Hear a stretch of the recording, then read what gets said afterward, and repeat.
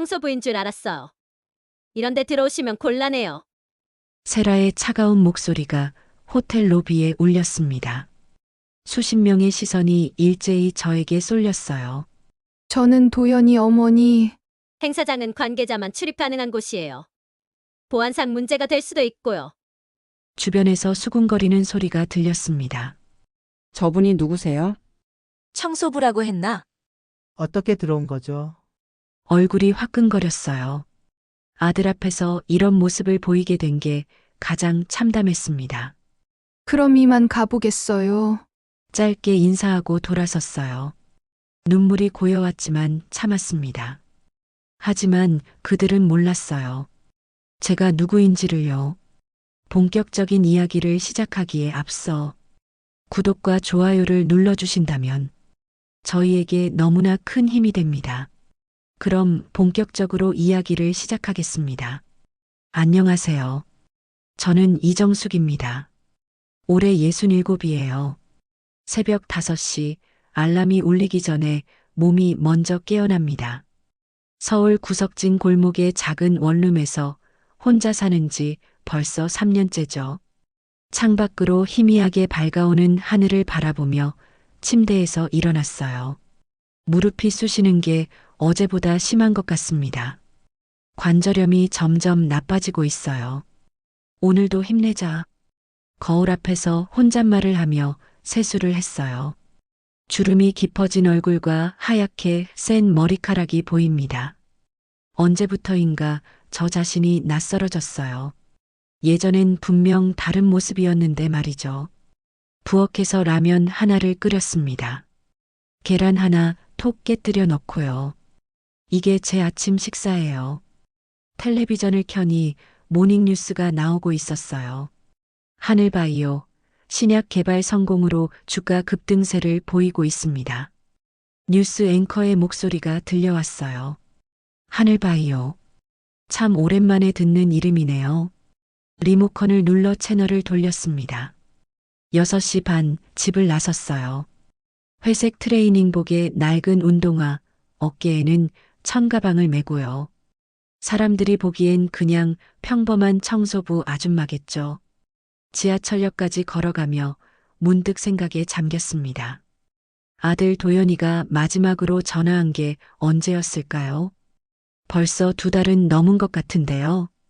엄마, 이제 일 그만하세요. 창피해요. 결혼식 전날 도연이가 한 말이 아직도 귀에 맴돕니다. 그때 아들의 표정을 잊을 수가 없어요. 마치 제가 부끄러운 존재인 것처럼 바라보던 그 눈빛을요. 지하철에 몸을 맡기고 창밖 풍경을 바라봤어요. 서울 시내가 점점 밝아지고 있었습니다. 출근하는 사람들의 얼굴이 하나둘 보이기 시작했죠. 모두들 어디론가 바쁘게 향하고 있어요. 도연아, 잘 지내고 있니? 혼잣말이 저절로 나왔어요. 며느리 세라 씨는 어떨까요? 부유한 집안에서 자란 그 아이가 저를 어떻게 생각할지는 뻔하죠. 아마 못마땅해 할 거예요. 빌딩에 도착해 청소 도구를 챙겼습니다. 걸레, 세제, 쓰레기 봉투까지 무거운 카트를 끌고 엘리베이터에 올랐어요. 이 일을 시작한 지도 벌써 10년이 넘었네요. 안녕하세요. 지나가는 직장인들에게 인사했지만 대부분 못 본 척 지나갑니다. 괜찮아요. 익숙하거든요. 저 같은 사람은 보이지 않는 존재니까요. 화장실 청소를 시작했어요. 변기를 닦고 거울을 깨끗하게 하고 바닥을 걸레질하죠. 이런 일을 30년 넘게 해왔습니다. 처음엔 힘들었지만 지금은 손에 익었어요. 일하는 동안 자꾸 옛 생각이 났어요. 젊은 시절 연구실에서 밤을 새워가며 실험했던 그때를 말이죠. 하얀 가운을 입고 현미경을 들여다보며 새로운 약물을 개발하던 시절이었어요. 점심시간 빌딩 옥상에서 혼자 도시락을 먹었습니다. 김밥 몇 개와 물 한 병이 전부예요. 멀리 한강이 보였어요. 예전엔 저도 저 강변의 고급 아파트에서 살았는데요. 그때가 좋았지. 바람이 불어와 머리카락을 흩날렸어요. 문득 서랍 깊숙이 숨겨둔 서류들이 떠올랐습니다. 하늘바이오 주식 증서와 이사 임명장들이요. 아무도 모르는 제 진짜 정체였죠. 핸드폰이 울렸어요. 화면에 김 변호사라고 뜨더군요. 하늘바이오 시절부터 알고 지낸 분이에요. 여보세요? 정숙 씨, 오랜만입니다. 혹시 시간 되실 때 한번 뵐 수 있을까요? 뭔가 심상치 않은 느낌이었어요. 무슨 일이신지. 전화로는 어려운 얘기라서요. 중요한 사안입니다. 가슴이 두근거렸어요. 혹시 뭔가 문제가 생긴 건 아닐까요? 오후 업무를 마치고 집으로 돌아왔어요. 몸은 피곤했지만 김 변호사의 전화가 계속 신경 쓰였습니다. 중요한 사안이라니 무슨 일일까요? 저녁으로 또 라면을 끓여 먹었어요.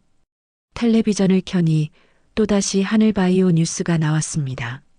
하늘바이오 관계자는 향후 자회사 확장을 통해 사업 영역을 넓혀나갈 계획이라고 밝혔습니다. 뉴스를 끄고 창밖을 바라봤어요.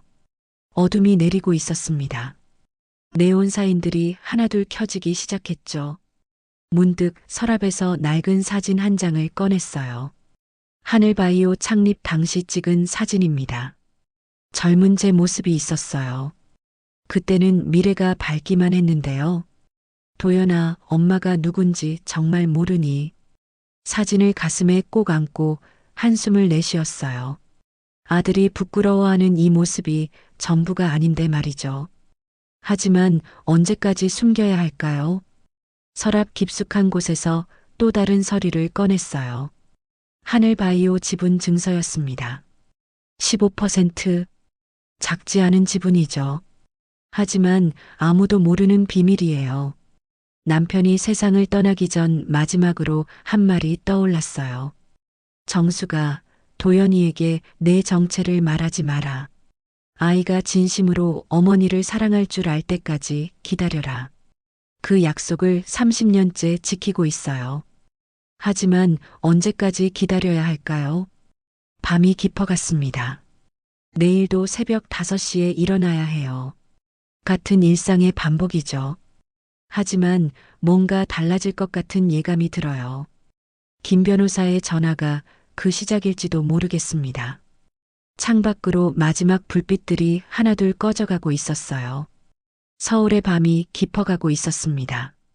여보, 지켜봐줘. 하늘을 올려다보며 중얼거렸어요. 남편에게 하는 말이었습니다. 내일은 어떤 하루가 될까요? 계속 이렇게만 살아가야 할까요? 가슴 한구석에서 무언가 꿈틀거리는 느낌이 들었어요. 변화의 바람이 불어오고 있는 것 같았습니다. 김 변호사와의 만남은 예상보다 짧았습니다. 정숙 씨, 하늘바이오 주식 어떻게 하실 겁니까? 카페 구석자리에서 그가 조심스럽게 물었어요. 15% 지분이 지금 얼마나 되는지 아시냐고 하더군요.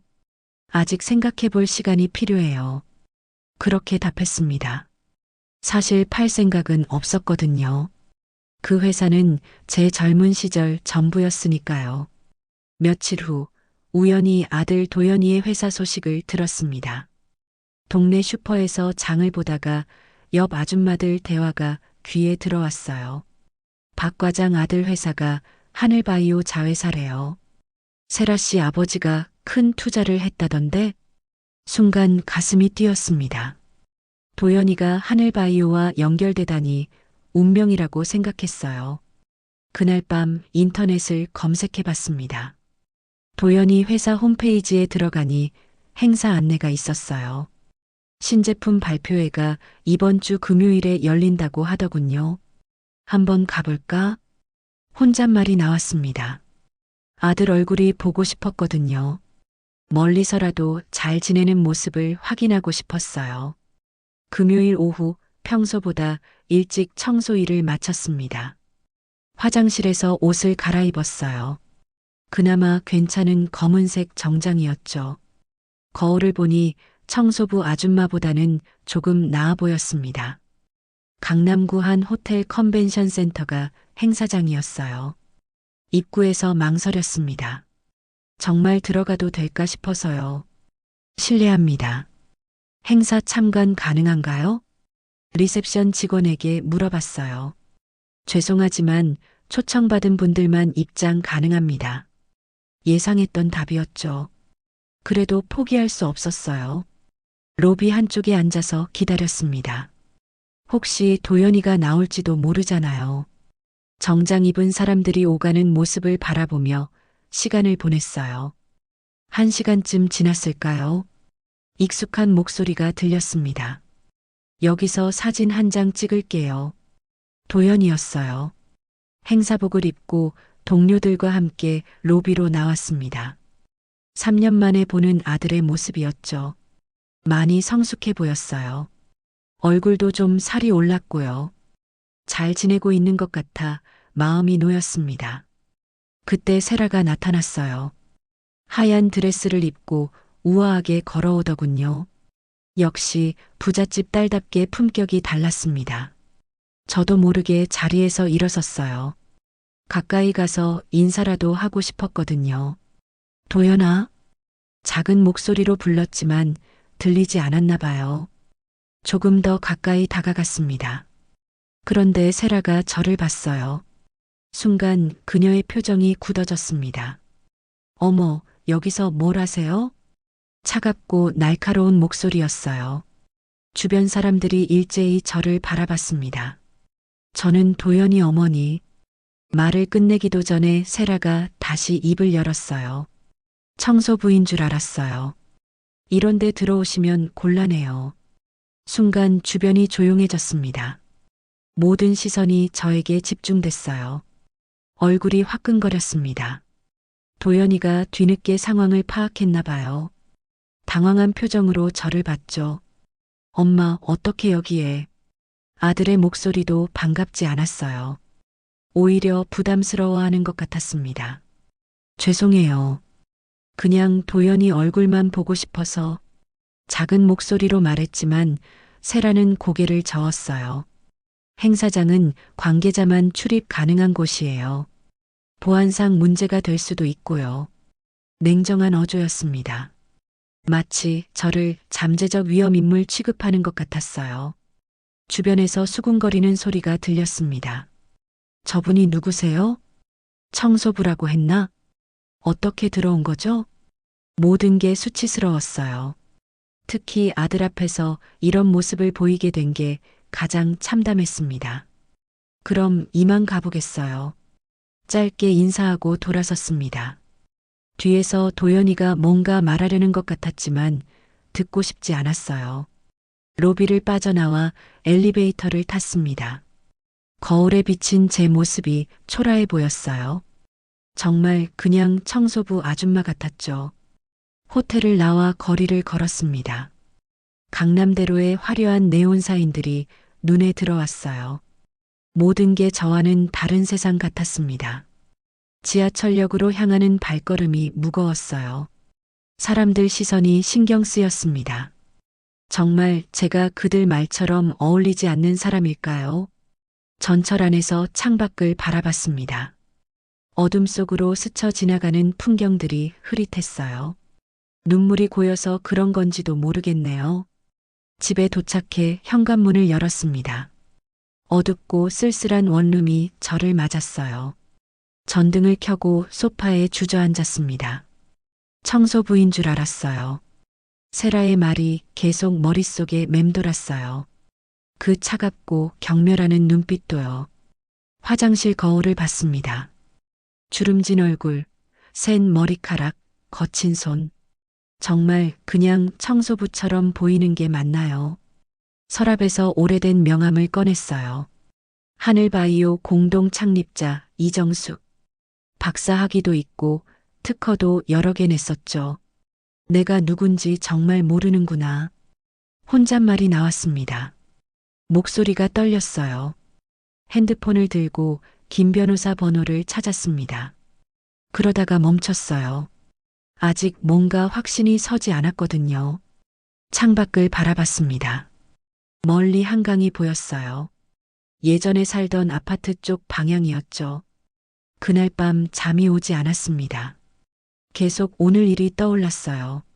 세라의 차가운 시선, 주변 사람들의 수군거림, 도연이의 당황한 표정까지요. 새벽 3시쯤 되어서야 겨우 잠들었습니다. 꿈에서도 호텔 로비가 나왔어요.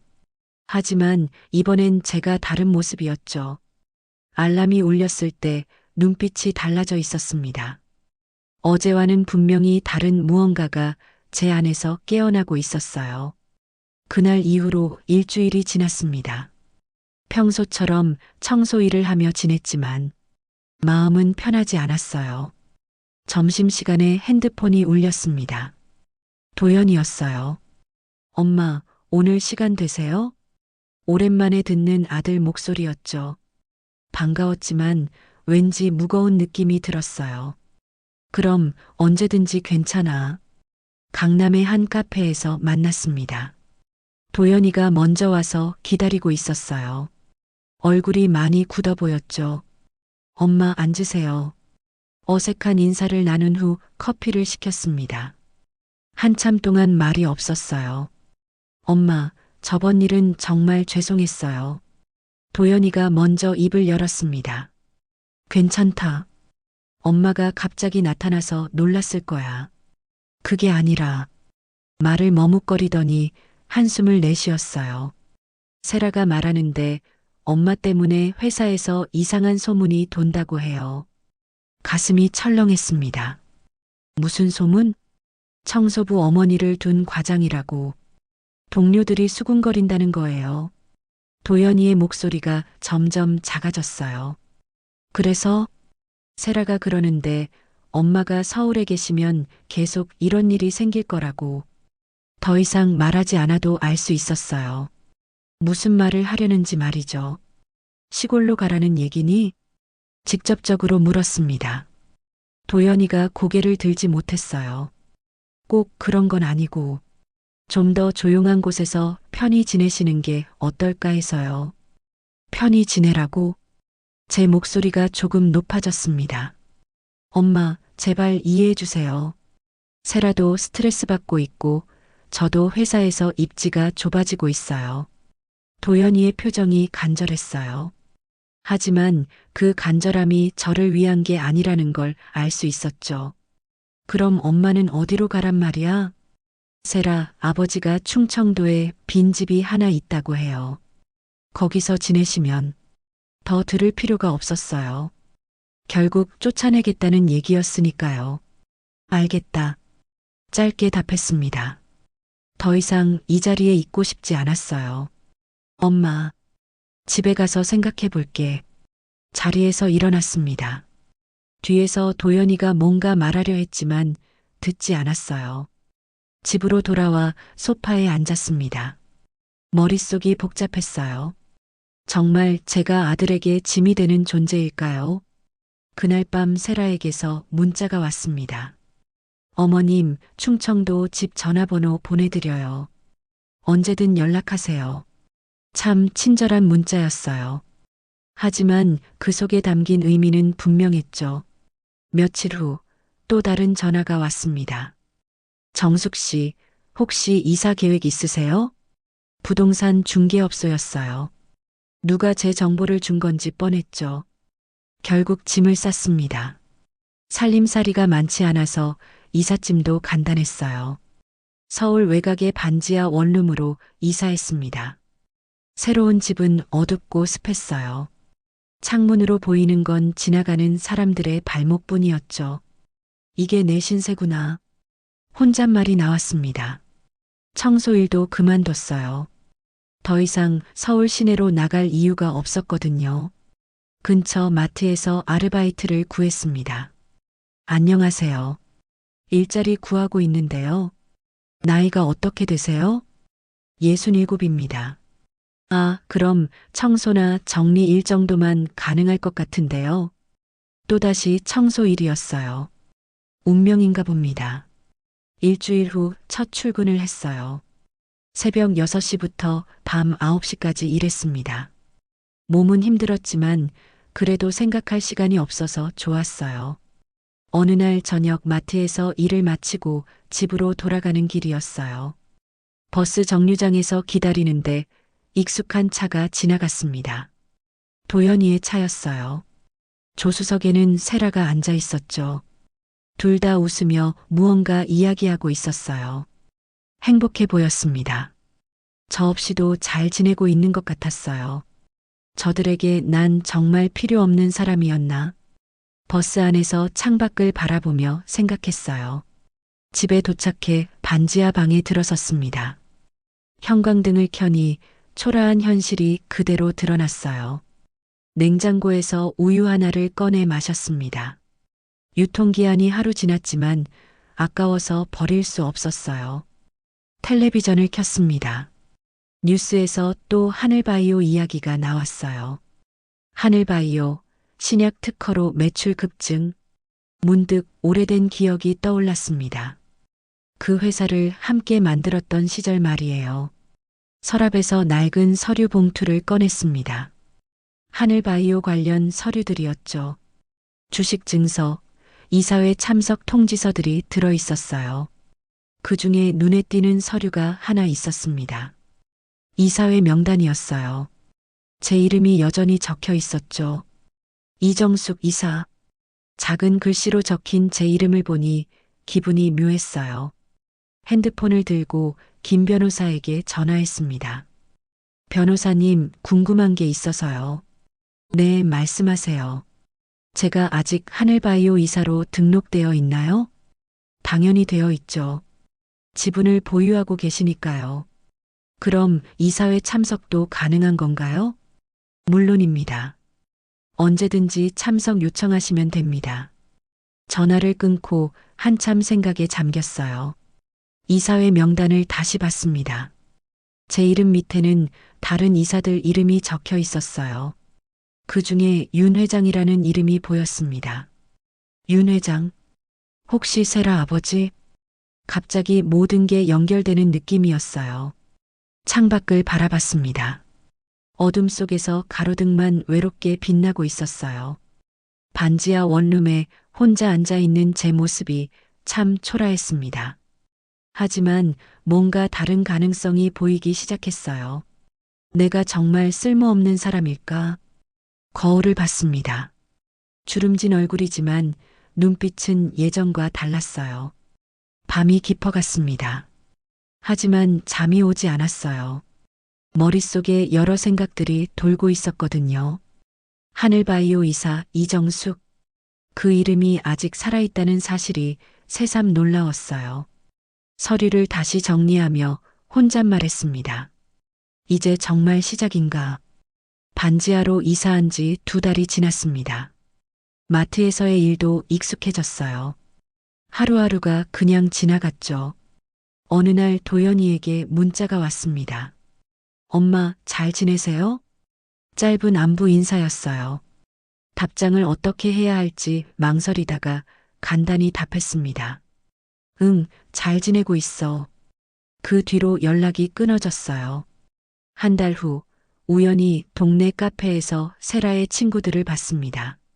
목소리가 커서 대화가 들렸어요. 세라, 애기 돌잔치 언제야? 다음 주 토요일이래. 강남 호텔에서 한다던데. 순간 심장이 쿵했습니다. 손주의 돌잔치를 모르고 있었어요. 집에 돌아와 핸드폰을 확인했습니다. 초대 문자도 전화도 없었어요. 설마 일부러 안 알려준 건 아니겠지. 스스로를 달랬지만 가슴 한구석이 답답했습니다. 며칠 후 세라의 인스타그램을 찾아봤어요. 돌잔치 준비하는 사진들이 올라와 있었죠. 예쁜 드레스를 입은 아기, 화려한 꽃 장식, 고급 호텔 연회장까지 모든 게 완벽해 보였어요. 댓글들을 읽어봤습니다. 우와, 진짜 예쁘다. 호텔이 어디예요? 초대 감사해요. 많은 사람들이 축하 메시지를 남겼어요. 저만 모르고 있었던 거죠.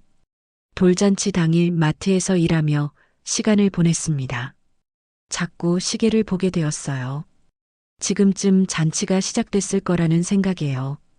퇴근 후 집으로 돌아와 다시 세라 인스타그램을 봤습니다. 돌잔치 현장 사진들이 실시간으로 올라오고 있었어요. 하얀 한복을 입은 아기가 첫 번째 사진이었죠. 정말 예뻤어요. 제 첫 손주였는데 실제로는 한 번도 본 적이 없었습니다. 두 번째 사진은 가족 사진이었어요. 도연이와 세라, 그리고 세라 부모님이 함께 찍은 거였죠. 모두 행복한 표정이었어요. 세 번째 사진에서 눈물이 났습니다. 양가 가족들이 모두 모인 단체 사진이었거든요. 세라 쪽 친척들은 물론이고 도연이 쪽 친척들도 있었어요. 삼촌, 고모, 사촌들까지 모두 참석했는데 저만 없었어요. 왜 나만? 목소리가 떨렸습니다. 댓글을 읽으며 더 마음이 아팠어요. 양가 어른들이 다 계시네요. 가족이 화목해 보여서 좋아요. 할머니, 할아버지들 표정이 정말 좋으시네요. 세라 어머니가 아기를 안고 있는 사진도 있었어요. 할머니 역할을 하고 계시더군요. 나도 할머니인데. 화면을 보며 혼잣말했습니다. 마지막 사진은 아기가 돌잡이를 하는 모습이었어요. 여러 물건 중에서 무엇을 잡는지 보는 전통 의식이죠. 우리 아기가 붓을 잡았어요. 학자가 될 것 같아요. 세라의 글이 적혀 있었습니다. 핸드폰을 내려놓고 한숨을 쉬었어요. 정말 저는 이 가족에서 완전히 지워진 존재였나 봅니다. 다음 날 마트에서 일하는데 동료 아줌마가 말을 걸었어요. 언니, 손주 있다고 했죠? 언제 한번 보여주세요. 네. 대답하기가 곤란했어요. 손주가 있긴 하지만 본 적이 없다고 말할 수는 없었거든요. 일주일 후 더 충격적인 일이 있었습니다. 마트 앞 카페에서 쉬고 있는데 세라의 목소리가 들렸어요. 친구와 통화하고 있었나 봅니다. 응, 돌잔치 잘 끝났어. 세라였어요. 카페 구석자리에 앉아 있었죠. 시어머니요? 초대 안 했어요. 순간 귀가 번쩍 뜨였습니다. 반지하 사는 청소부 시어머니라 창피해서 어떻게 초대해요. 세라의 목소리가 더 커졌어요. 친구들이 보면 우리 격이 떨어져 보이잖아요. 가슴이 찢어지는 것 같았습니다. 남편도 이해해요. 어차피 만날 일도 없고 굳이 불편하게 할 필요 없다고 하더라고요. 더 이상 듣고 있을 수 없었어요. 자리에서 일어나 카페를 나왔습니다. 길을 걸으며 눈물이 쏟아졌어요. 사람들이 쳐다봤지만 상관없었습니다. 창피한 시어머니. 세라의 말이 계속 귓가에 맴돌았어요. 집에 돌아와 거울을 봤습니다. 정말 창피한 모습일까요? 낡은 옷, 거친 손, 주름진 얼굴. 세라 말이 맞는 것 같았어요. 소파에 주저앉아 울었습니다. 소리내어 울고 싶었지만 반지하라 윗집에 들릴까봐 참았어요. 핸드폰으로 손주 사진을 다시 봤습니다. 예쁜 아기였어요.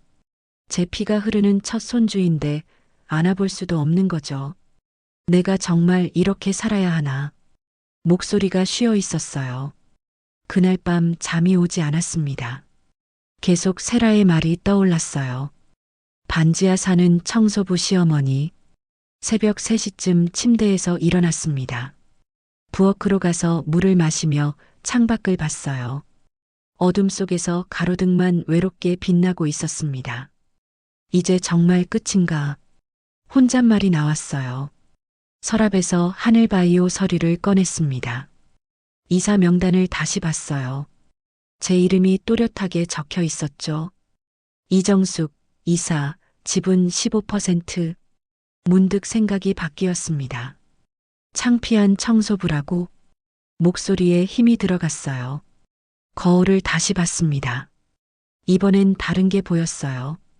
주름은 세월의 흔적이고 거친 손은 노력의 증거였죠. 내가 누군지 보여줄 시간이 왔다. 눈빛이 달라지고 있었습니다. 핸드폰을 들고 김 변호사에게 문자를 보냈어요. 내일 만날 수 있나요? 중요한 결정을 내렸습니다. 전송 버튼을 누르는 순간 가슴이 뛰었어요. 새벽 하늘이 조금씩 밝아지고 있었습니다. 긴 어둠이 끝나가는 것 같았어요. 거울 속 제 모습을 마지막으로 봤습니다. 내일부터는 다른 사람이 될 거예요. 이제 시작이다. 작은 목소리였지만 결의의 참말이었습니다. 새벽에 잠에서 깼습니다. 꿈을 꾸었어요. 30년 전 그날의 꿈이었죠. 병원 중환자실이었습니다. 남편 박종수가 산소 마스크를 쓰고 누워 있었어요. 폐암 말기였죠. 여보, 정말 미안해. 그때 남편이 힘없이 말했어요. 무슨 말이야? 미안할 게 뭐 있어? 손을 꼭 잡고 답했습니다. 그의 손이 너무 차가웠어요. 회사 일 때문에 내가 고생했는데 하늘바이오를 함께 창업한 지 10년째였어요. 저는 연구개발을, 남편은 경영을 맡았죠. 그런데 남편이 쓰러지면서 모든 게 달라졌습니다. 걱정하지 마. 내가 다 할 수 있어. 그렇게 말했지만 사실 막막했어요. 당시 도연이는 겨우 9살이었거든요. 정수가 부탁이 있어. 남편의 목소리가 더 작아졌어요. 무슨 부탁? 도연이에게 내 정체를 말하지 마라. 순간 이해할 수 없었어요. 왜? 아이가 진심으로 어머니를 사랑할 줄 알 때까지 기다려라. 남편의 눈이 간절했어요. 돈 때문에, 명예 때문에 엄마를 찾는 게 아니라 정말 그리운 마음에서 찾을 때까지. 그때는 무슨 말인지 완전히 이해하지 못했어요. 남편이 세상을 떠난 후 정신없는 시간이 흘렀습니다. 회사 일은 공동 창업자들이 맡았고 저는 뒤로 물러났어요. 지분은 그대로 두었습니다. 남편의 몫까지 물려받아 15%가 되었죠. 하지만 아무에게도 말하지 않았어요. 도연이를 키우는 데만 집중했습니다. 평범한 엄마로 살아갔어요. 엄마, 우리 왜 이렇게 살아? 중학생이 된 도연이가 어느 날 물었어요. 뭐가? 친구들은 다 큰 집에 사는데 우리는 왜 이런 작은 집에 살아? 그때 깨달았어요. 남편의 말뜻을요. 엄마가 돈이 없어서 그래. 거짓말이었지만 그렇게 답했습니다. 고등학교 때도 마찬가지였어요. 엄마, 대학 등록금은 어떻게 할 거야? 엄마가 일해서 벌 거야. 청소 일을 시작한 이유였어요. 정말 어려운 엄마인 것처럼 보이려고요. 대학 졸업 후 도연이가 취업했을 때도 계속 그런 척 했습니다. 엄마, 이제 효도할게. 첫 월급을 받고 온 도연이가 용돈을 건넸어요. 고마워, 도연아. 받으면서도 마음이 복잡했어요. 정말 제가 가난한 엄마였다면 얼마나 고마웠을까요? 결혼을 앞두고 도연이가 말했어요. 엄마, 이제 일 그만하세요. 왜? 창피해요. 세란의 집안이 어떤 집안인데. 그 순간 남편의 말이 떠올랐어요. 돈 때문에, 명예 때문이 아니라 아직 때가 아니었습니다. 30년 동안 기다렸어요. 도연이가 진심으로 저를 그리워할 그날을요. 하지만 지금까지도 그런 날은 오지 않았습니다. 오히려 더 멀어졌죠. 창피한 엄마 체면 깎이는 존재가 되어버렸어요. 반지하 원룸에서 눈을 떴습니다. 꿈이 끝났어요. 시계를 보니 새벽 5시였습니다. 김 변호사와 약속 시간까지 몇 시간 남았어요. 화장실에서 세수를 하며 거울을 봤습니다. 여보, 이제 때가 된 것 같아. 남편에게 하는 말이었어요. 도연이는 진심으로 날 사랑하지 않을지도 몰라. 하지만 더 이상 기다릴 수는 없어. 서랍에서 하늘바이오 서류를 꺼냈습니다. 30년 동안 간직해온 비밀이었어요. 이제 보여줄 때가 왔다. 옷을 갈아입었습니다. 가장 괜찮은 정장이었어요. 집을 나서며 마지막으로 반지하 원룸을 돌아봤습니다. 오늘 이후로는 모든 게 달라질 거예요. 여보, 지켜봐줘. 하늘을 올려다보며 중얼거렸습니다. 남편의 유언을 30년 동안 지켜왔어요. 하지만 이제는 다른 선택을 해야 할 때였습니다. 지하철역으로 향하는 발걸음이 달랐어요. 더 이상 초라한 청소부 아줌마가 아니었죠. 하늘바이오 공동 창립자 이정숙으로 다시 태어나는 순간이었습니다. 김 변호사와의 만남은 예상보다 순조로웠습니다. 정말 결심하신 건가요? 네, 더 이상 기다릴 수 없어요. 서류에 서명했습니다. 하늘바이오 이사로서 경영권 행사 의사를 밝히는 문서였어요. 자회사 인수는 이미 준비 중입니다. 지분 15%면 충분히 가능해요. 김 변호사의 설명을 들으며 고개를 끄덕였어요. 그런데 정숙 씨, 정말 괜찮으신가요? 가족 관계가 더 틀어질 수도 있어요. 이미 틀어져 있는 걸요. 돌아가는 길에 세라가 다니는 회사 앞을 지나갔습니다. 하늘바이오 자회사 바이오테크였어요. 깔끔한 유리 빌딩이었죠. 며칠 후 도연이에게서 문자가 왔습니다. 엄마, 세라 승진했어요. 내일 파티 있다는데 혹시 시간 되시면. 놀라웠어요. 처음으로 행사에 초대한 거였거든요. 정말 와도 되는 거니? 네, 세라가 한 번 정도는 괜찮다고 해요. 한 번 정도는 괜찮다고. 그 말에 씁쓸함이 들었지만 참았어요. 승진 파티가 열리는 날, 바이오테크 로비는 화려했습니다. 꽃다발과 축하 현수막이 걸려 있었어요. 정장을 입고 갔지만 여전히 어색했습니다. 사람들 사이에서 혼자 서 있으니 더 그랬어요. 세라가 동료들과 함께 나타났습니다. 빨간 드레스를 입고 환한 미소를 지었어요. 축하해, 세라야. 다가가서 인사했습니다. 어머님 오셨네요. 세라의 목소리가 차가웠어요. 미소도 어색했죠. 주변 동료들이 저를 쳐다봤습니다. 호기심 어린 시선들이었어요. 어머님 죄송한데요. 세라가 작은 목소리로 말했어요. 네. 청소부는 뒷문으로 나가세요. 여긴 직원들만 있어야 하는 곳이에요. 순간 주변이 조용해졌습니다.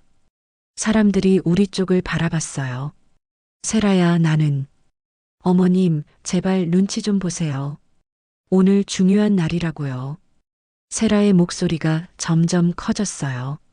저분이 누구세요? 한 동료가 물었습니다. 아, 그냥 친척이에요. 세라가 얼른 둘러댔어요. 시어머니라고 말하기 싫었던 거죠.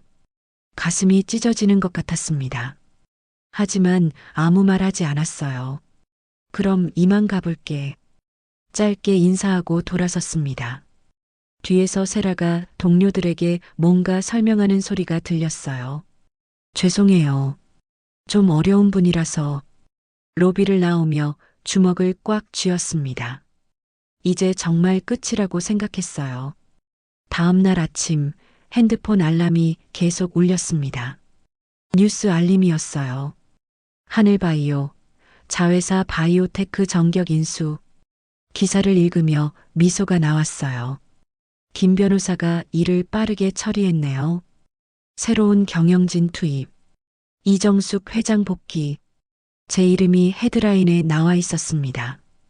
오전 9시 바이오테크 사무실은 술렁거렸어요. 직원들이 모여서 뉴스를 보고 있었죠. 이정숙 회장이 누구야? 하늘바이오 창립 멤버래요. 갑자기 왜 나타난 거지? 세라도 그 중에 있었어요. 얼굴이 하얗게 질려 있었죠. 세라 씨, 괜찮아요? 동료가 걱정스럽게 물었습니다. 네, 괜찮아요. 하지만 목소리가 떨리고 있었어요. 점심시간 또 다른 뉴스가 나왔습니다. 이정숙 회장, 오늘 오후 바이오테크 현장 방문 예정. 직원들 사이에서 긴장감이 돌았어요. 진짜 오신다는 거예요? 어떤 분일까요? 인사이동 있을 것 같은데. 세라는 화장실에서 전화를 걸었어요. 아마 도연이에게였을 거예요. 여보, 큰일 났어. 하늘바이오에서 사람이 온다는데 목소리가 패닉 상태였어요. 오후 2시 바이오테크 로비에 검은 차가 도착했습니다. 직원들이 창가로 몰려갔어요. 차에서 내린 사람을 보고 모두 놀랐습니다. 저였거든요. 어제와는 완전히 다른 모습이었어요. 고급스러운 검은 정장에 가죽 구두, 단정한 헤어스타일까지. 로비로 들어서자 직원들이 술렁거렸어요. 어제 왔던 분 아닌가요? 청소부라고 했던. 설마 그분이 회장님? 리셉션 직원이 당황해서 맞이했어요. 어서 오세요, 회장님. 네, 안녕하세요. 차분하게 인사했습니다. 엘리베이터를 타고 올라가는 동안 직원들이 웅성거렸어요. 소식이 빠르게 퍼지고 있었죠. 사무실 문을 열고 들어섰을 때 모든 시선이 저에게 집중됐습니다. 세라가 자리에서 일어섰어요. 얼굴이 창백했죠. 안녕하세요, 이정숙입니다. 직원들에게 인사했어요. 앞으로 바이오테크를 이끌게 되었습니다. 조용했던 사무실이 순식간에 소란스러워졌어요. 세라와 눈이 마주쳤습니다. 그녀의 표정이 믿을 수 없다는 듯 굳어져 있었어요. 윤세라 대리님. 세라를 불렀어요. 네네. 떨리는 목소리로 대답했습니다. 어제 승진 축하드려요. 미소를 지으며 말했어요. 감사합니다. 세라가 작은 목소리로 답했어요. 그런데 궁금한 게 있어요. 네. 어제 청소부는 뒷문으로 나가라고 하셨죠? 순간 사무실이 조용해졌습니다. 모든 사람이 우리를 바라봤어요. 그게 아니라. 세라가 당황해서 말을 더듬었어요. 이제 내가 누군지 알겠니? 조용하지만 단호한 목소리였어요. 세라의 얼굴에서 혈색이 완전히 사라졌습니다. 다리가 후들거려서 의자에 주저앉았어요. 주변 동료들이 상황을 파악하고 수군거리기 시작했어요. 대박, 세라 씨 시어머니였나 봐요. 어제 청소부라고 했는데 세라 씨 완전 망했네요. 세라가 고개를 들지 못했어요. 손이 덜덜 떨리고 있었죠. 저는 차분하게 미소를 지었습니다. 30년 동안 참아온 모든 것들이 이 순간을 위해서였다는 생각이 들었어요. 앞으로 잘 부탁드려요. 직원들에게 인사하며 세라를 지나쳤습니다. 세라는 여전히 얼굴을 들지 못하고 있었어요. 바이오테크의 새로운 회장으로 취임한 지 일주일이 지났습니다. 첫 번째 일은 내부 감사였어요. 김 팀장, 지난 2년간 거래 내역 전부 검토해 주세요. 네, 알겠습니다. 감사팀이 움직이기 시작했어요. 특히 세라가 담당했던 업무를 집중적으로 살펴봤죠. 이틀 후, 김 팀장이 심각한 표정으로 보고했습니다. 회장님, 문제가 발견됐습니다. 어떤 문제죠? 윤세라 대리의 거래 내역에 이상이 있어요. 서류를 펼쳐보니 명백했어요. 허위 계약서, 이중장부, 횡령 의혹까지 있었죠. 얼마나 큰 규모인가요? 대략 3억 원 정도로 추정됩니다. 한숨이 나왔어요. 예상했던 것보다 심각했죠. 인사위원회를 소집하세요. 네, 알겠습니다. 그날 오후 긴급 인사위원회가 열렸습니다. 세라와 도연이 함께 소환됐어요. 회의실 문이 열리자 둘 다 긴장한 표정으로 들어왔습니다. 세라는 얼굴이 새하얗고 도연이는 당황해 보였어요. 앉으세요. 제가 회의를 주재했어요. 인사위원들이 양쪽에 앉아 있었죠.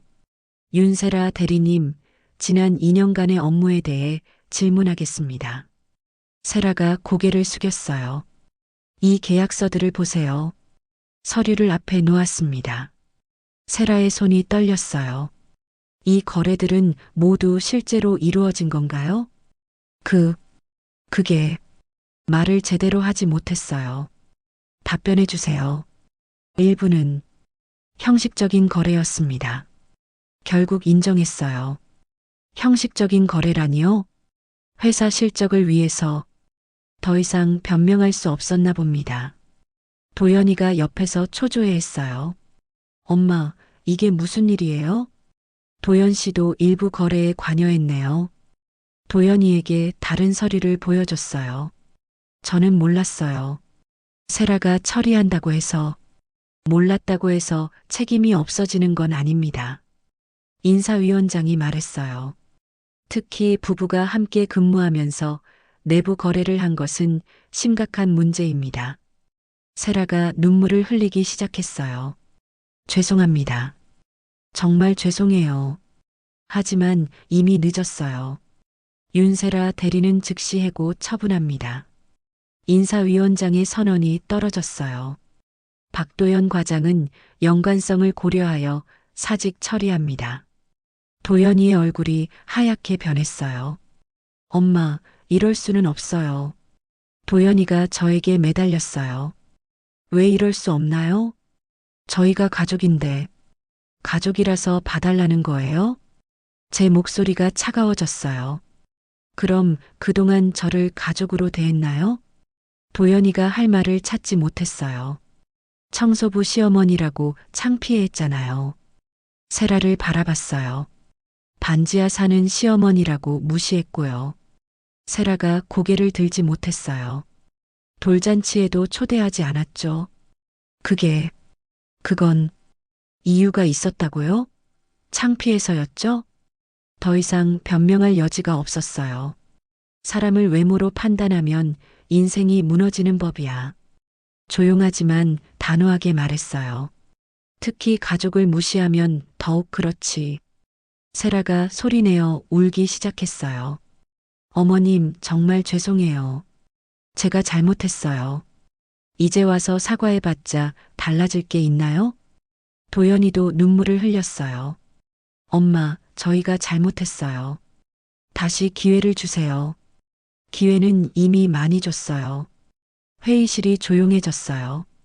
앞으로 이 회사에 발을 들여놓지 마세요.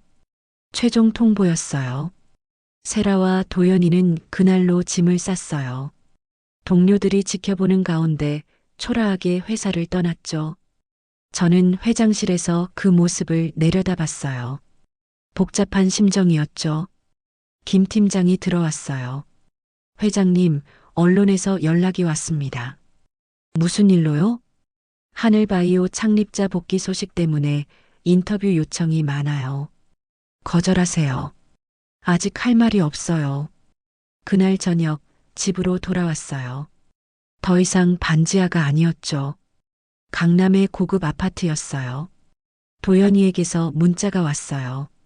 엄마, 정말 죄송해요. 세라도 반성하고 있어요. 답장하지 않았어요. 1시간 후 또 문자가 왔어요.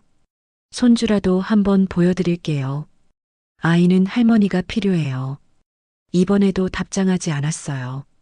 밤늦게 세라에게서 긴 문자가 왔어요. 어머님, 제가 정말 잘못했어요. 용서해 주세요. 아이 아빠 없이는 키울 수 없어요. 핸드폰을 끄고 잠자리에 들었어요. 다음 날 아침 뉴스에서 제 이야기가 나왔어요.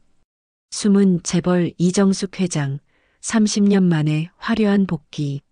기자들이 제 과거를 파헤치기 시작했어요.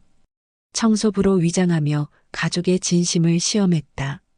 진짜 사랑과 가짜 사랑을 구별하려 했다. 언론의 해석이었지만 틀리지 않았어요. 오후에 김 변호사가 찾아왔어요. 정숙 씨, 축하드려요. 고마워요. 그런데 아드님과 며느리는 어떻게 하실 건가요? 한참 생각했어요. 아직 모르겠어요.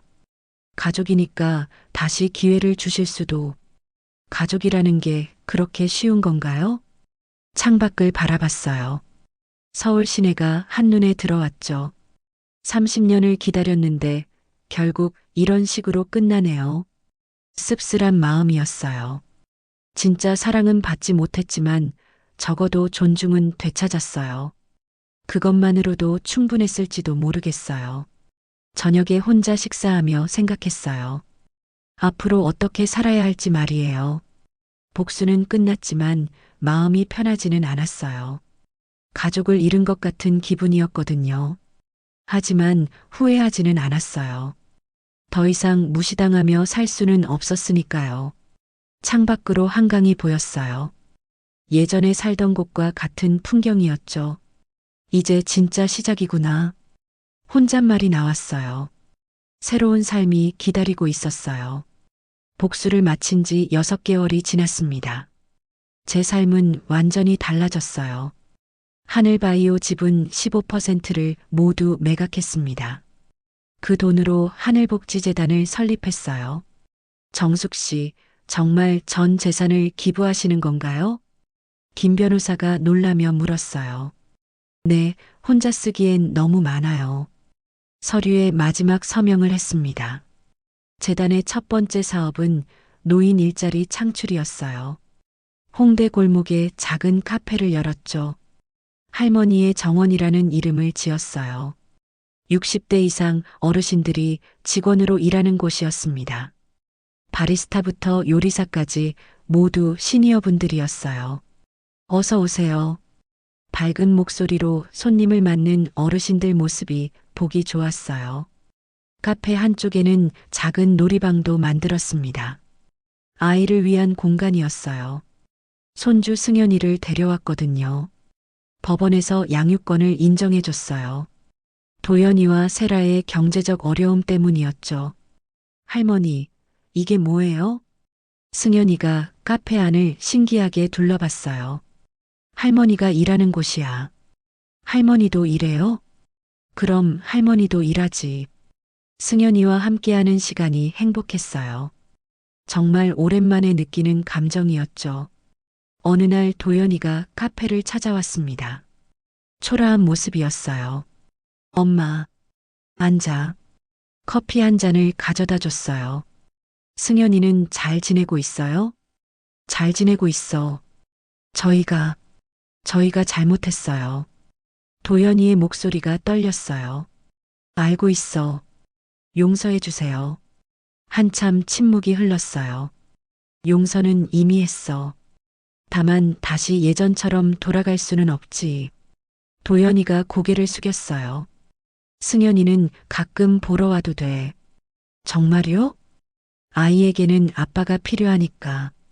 작은 희망을 준 거였어요. 세라는 한 번도 찾아오지 않았어요. 아마 부끄러워서일 거예요. 카페 운영이 점점 자리를 잡아갔습니다. 단골 손님들도 생겼어요. 사장님, 여기 어르신들 정말 친절해요. 고맙습니다. 어르신들이 일하며 보람을 느끼는 모습이 좋았어요. 승연이도 카페 생활에 적응했어요.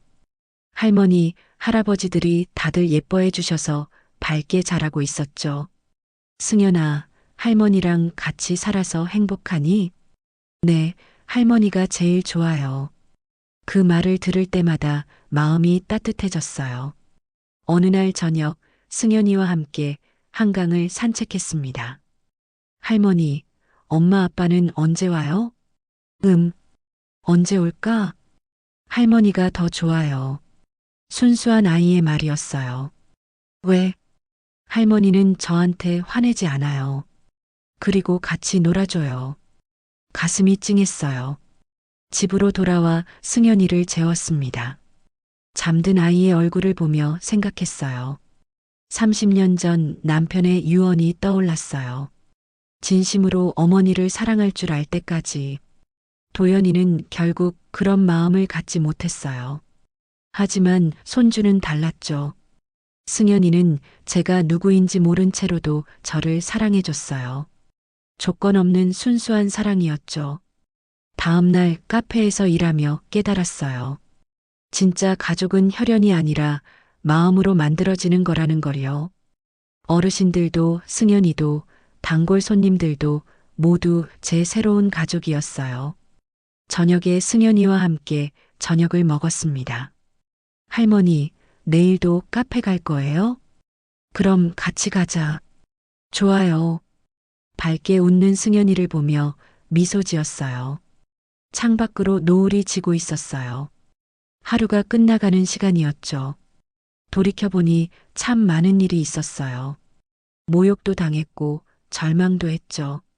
하지만 그 모든 게 지금 이 순간을 위한 과정이었나 봅니다.